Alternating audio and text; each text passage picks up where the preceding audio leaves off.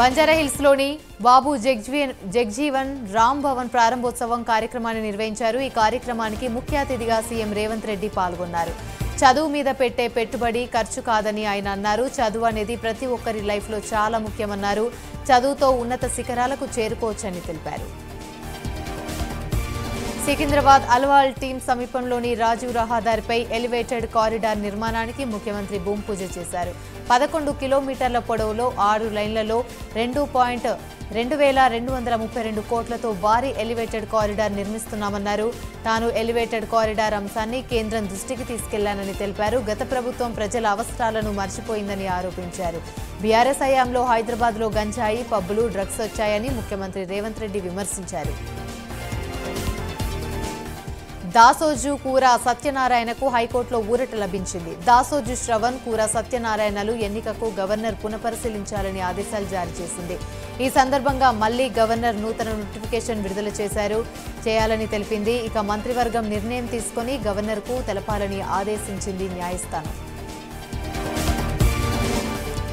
మేడిగడ్డ కుంగుబాటుపై కేంద్ర బృందం ఆరా తీస్తుంది. ఈ మేరకు నేషనల్ డ్యామ్ సేఫ్టీ అథారిటీ నిపుణుల బృందం మేడిగడ్డకు చేరుకుని డ్యాంను పరిశీలిస్తుంది. ఈ కమిటీ 6, 7, 8 బ్లాకులను క్షేత్రస్థాయిలో పరిశీలించనుంది. మేడిగడ్డ బ్యారేజ్కు నిబంధించిన డాక్యుమెంట్లను వెంట తీసుకుని వెళ్లిన బృందం ఇంజనీర్ల సమక్షంలో బ్యారేజ్ నిర్మాణం, డ్యామేజ్పై స్టడీ చేయనుంది. లంచ్ అనంతరం అన్నారం బ్యారేజ్ NDSA బృందం పరిశీలించనుంది. 19 రకాల సమాచారం సిద్ధం చేసి ఇవ్వాలని తెలంగాణ నీటిపారుదల శాఖ కార్యదర్శిని నిపుణుల కమిటీ కోరింది. సమాచారం స్పష్టంగా, అధికారికంగా ఇవ్వాలని కమిటీ చైర్మన్ కోరారు. మాదాపూర్ డివిజన్ బీఆర్ఎస్ అధ్యక్షులు ఎర్రగుండ్ల శ్రీనివాస్ యాదవ్ పోలీసులు అరెస్ట్ చేశారు. మాదాపూర్లోని 1000 గజాల స్థలాన్ని ఆక్రమించి ల్యాండ్ ఓనర్ని శ్రీనివాస్ యాదవ్ బెదిరించాడు. ల్యాండ్ కావాలంటే 5 కోట్లు ఇవ్వాలని డిమాండ్ చేశాడు. డబ్బు ఇవ్వకుంటే చంపేస్తానంటూ బెదిరించాడు. దీంతో ల్యాండ్ ఓనర్ మాదాపూర్ పోలీసులను ఆశ్రయించాడు. పోలీసులు శ్రీనివాస్ యాదవ్ని అరెస్ట్ చేశారు.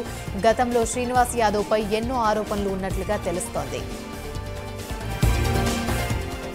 మహారాష్ట్రలో బీఆర్ఎస్ పార్టీ లోక్సభ ఎన్నికల్లో పోటీ చేస్తుందో లేదో చెప్పాలని బీఆర్ఎస్ అధినేత కేసీఆర్కు మహారాష్ట్ర నేతలు లేఖ రాశారు.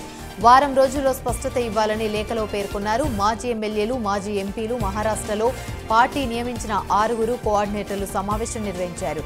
బీఆర్ఎస్ వైఖరితో రాబోయే ఎన్నికలు ఎలా వ్యవహరించాలో తేల్చుకోలేకపోతున్నామని బీఆర్ఎస్ నేతలు వాపోతున్నారు.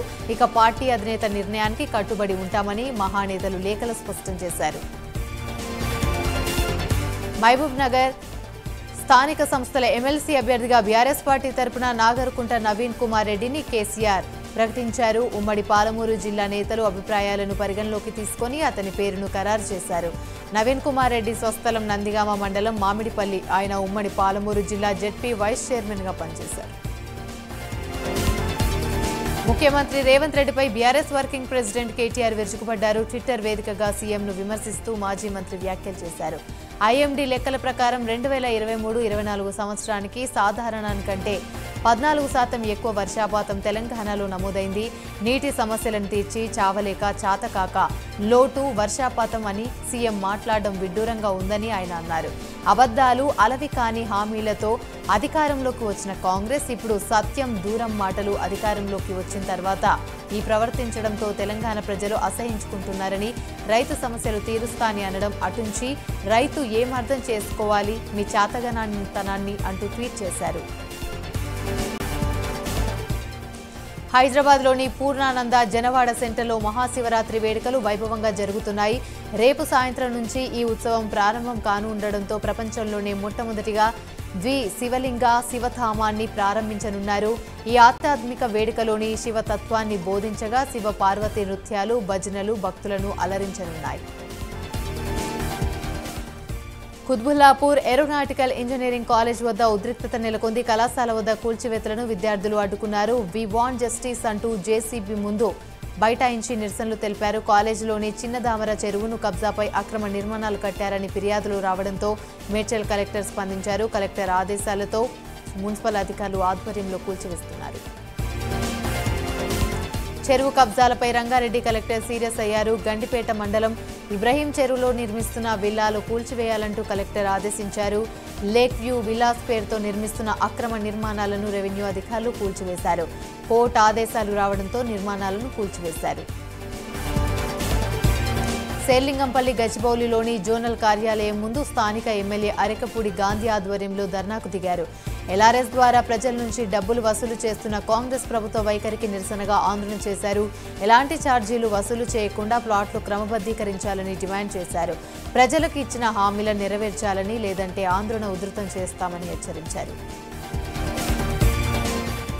వరంగల్ తూర్పు కాంగ్రెస్ లో ముసలం పుట్టింది, పాతవారిని కాదని కొత్తవారిని పార్టీలోకి ప్రాధాన్యత ఇవ్వడంపై కాంగ్రెస్ నేతలు ఆగ్రహాన్ని వ్యక్తం చేశారు. కాంగ్రెస్ పార్టీ గెలుపు కోసం కృషి చేస్తే తమను పట్టించుకునే వారెవరూ లేరని ఆవేదన వ్యక్తం చేశారు. ఎన్నికలప్పుడు ఎన్నో ఇబ్బందులు పడ్డాం, కానీ ఇప్పుడు పార్టీలో సముచిత స్థానం దక్కడం లేదని వాపోయారు. ములుగు జిల్లాలోని రామప్ప ఆలయంలో మహాశివరాత్రి వేడుకలు అత్యంత వైభవంగా నిర్వహించనున్నారు. రేపటి నుంచి ఈ నెల 10వ తేదీ వరకు జరిగే ఉత్సవాల కోసం పెద్ద ఎత్తున జరుగుతున్న ఏర్పాట్లను జిల్లా కలెక్టర్ త్రిపాఠి పరిశీలించారు. ఆలయ అర్చకులు, ఉద్యోగులతో ఉత్సవానికి సంబంధించిన విషయాలపై చర్చించారు. భారీ ఎత్తున భక్తులు తరలివచ్చే అవకాశం ఉండడంతో క్యూ లైన్లు, మంచినీటి నీరుతో పాటు సౌకర్యాలపైన అధికారులకు పలు సూచనలు చేశారు. పటిష్ట పోలీస్ బందోబస్తును ఏర్పాటు చేయాలని ఆదేశించారు. హైదరాబాద్ రాయదుర్గంలో హవాలా నగదు పట్టుబడింది. రాయదుర్గం పిఎస్ పరిధిలోని ఎలాంటి పత్రాలు లేకుండా డబ్బులను మహారాష్ట్రకు డబ్బు తరలిస్తుండగా విక్రమ్ అనే వ్యక్తిని ఎస్ఓటీ పోలీసులు పట్టుకున్నారు. అతడి వద్ద నుంచి 50 లక్షలను సీజ్ చేశారు. ఈ ఘటనపై పోలీసులు కేసు నమోదు చేసి దర్యాప్తు చేస్తున్నారు. భూపాలపల్లి మున్సిపల్ వైస్ చైర్మన్ పదవిని బీఆర్ఎస్ పార్టీ కైవసం చేసుకుంది. బీఆర్ఎస్ పార్టీ నుంచి 16 మంది అభ్యర్థులు హాజరయ్యారు. మరోవైపు సంఖ్యాబలం లేక కాంగ్రెస్ పార్టీ గైర్హాజరయ్యారు. వైస్ చైర్మన్ అభ్యర్థిగా గండ్రా హరీష్ రెడ్డిని బీఆర్ఎస్ జిల్లా అధ్యక్షురాలు గండ్రా జ్యోతి ప్రతిపాదించారు. బీఆర్ఎస్ నేతలు తమ మధ్య పుల్లలు పెడుతున్నారని ఎమ్మెల్సీ జీవన్ రెడ్డి అన్నారు. కేసీఆర్ కమిషన్లలో కేంద్రానికి వాటా ఉందని ఆరోపించారు. కేసీఆర్ అవినీతిని ప్రోత్సహించేదే బీజేపీ అని, అనుమతులు లేని ప్రాజెక్టులకు కేంద్రం అప్పు ఇచ్చిందంటేనే అర్థం చేసుకోవచ్చని జీవన్ రెడ్డి అన్నారు. కరీంనగర్ పార్లమెంట్ నియోజకవర్గ ప్రజల చిరకాల వాంఛ నెరవేరబోతుంది. సికింద్రాబాద్ దహనాపూర్ ఎక్స్ప్రెస్ రైలు ఈ నెల 12 నుంచి జమ్మికుంటలో ఆగనుంది. ప్రతిరోజు ఉదయం 11 నుంచి 11 గంటల 30 నిమిషాల మధ్య జమ్మికుంటలో ఈ రైలు ఆగనుంది. ఎంపీ బండి సంజయ్ దీని గురించి స్వయంగా రైల్వే మంత్రి అశ్విని వైష్ణవ్తో మాట్లాడారు. తన విజ్ఞప్తికి స్పందించిన మంత్రి రైల్వే అధికారులకు బండి సంజయ్ ధన్యవాదాలు తెలిపారు. సీఎం రేవంత్ రెడ్డి పాలమూరు వేదికగా చేసిన వ్యాఖ్యలను మాజీ మంత్రి హరీష్ రావు ఖండించారు. మహబూబ్ నగర్ వెనుకబాటుతనానికి కారణం నాటి టీడీపీ కాంగ్రెస్ పాలన అని అన్నారు. రేవంత్ తిట్టాల్సి వస్తే తన గురువు చంద్రబాబునే తిట్టాలని, కాంగ్రెస్ పార్టీ చేసిన మోసాలను నిందించాలన్నారు. ఇక పాలమూరు వలసలకు కారణం ఈ 2 పార్టీలే అని విమర్శించారు. గత పార్టీలు ప్రాజెక్టుల పేర్లు మార్చారే తప్ప పనులు పూర్తి చేయలేదని హరీష్ రావు విమర్శించారు. తాము పెండింగ్ ప్రాజెక్టులను రన్నింగ్ ప్రాజెక్టులుగా మార్చారని, అలాంటి కేసీఆర్ను తిట్టడం అవివేకమని హరీష్ రావు అన్నారు. రవాణా శాఖ మంత్రి పొన్నం ప్రభాకర్ ఆర్టీసీలో ఉత్తమ ఉద్యోగులకు అవార్డులను ప్రదానం చేశారు. ఈ సందర్భంగా ఆయన మాట్లాడుతూ ఆర్టీసీ సిబ్బంది వల్లే మహాలక్ష్మి పథకం విజయవంతంగా అమలు జరుగుతోందన్నారు. మహాలక్ష్మి పథకంతో నష్టాల్లో ఉన్న ఆర్టీసీ లాభాల బాట పట్టింది. ఎంతమంది మహిళలు ప్రయాణిస్తే అంత చెల్లించడానికి ప్రభుత్వం సిద్ధంగా ఉంది. అవసరమైతే 300 కోట్లతో కంటే ఎక్కువ ప్రభుత్వం చెల్లిస్తుందని మంత్రి ప్రభాకర్ పేర్కొన్నారు. ముఖ్యమంత్రి రేవంత్ రెడ్డి అసమర్థతతో రాష్ట్రంలో కృత్రిమ కరువు వచ్చిందని ఎమ్మెల్సీ కవిత మండిపడ్డారు. బీఆర్ఎస్ అధినేత కేసీఆర్ కు ఇబ్బంది పెట్టేందుకు కాళేశ్వరం ప్రాజెక్టు నుంచి నీళ్లను ఎత్తిపోయలేదని విమర్శించారు. మహిళ పట్ల ప్రభుత్వానికి చిత్తశుద్ధి లేదని ఆరోపించారు. ఉద్యోగాల్లో మహిళా రిజర్వేషన్లపై న్యాయ పోరాటం చేస్తామని చెప్పారు. హైదరాబాద్ ధర్నా చౌక్ వద్ద దీక్ష చేస్తామని ప్రకటించారు.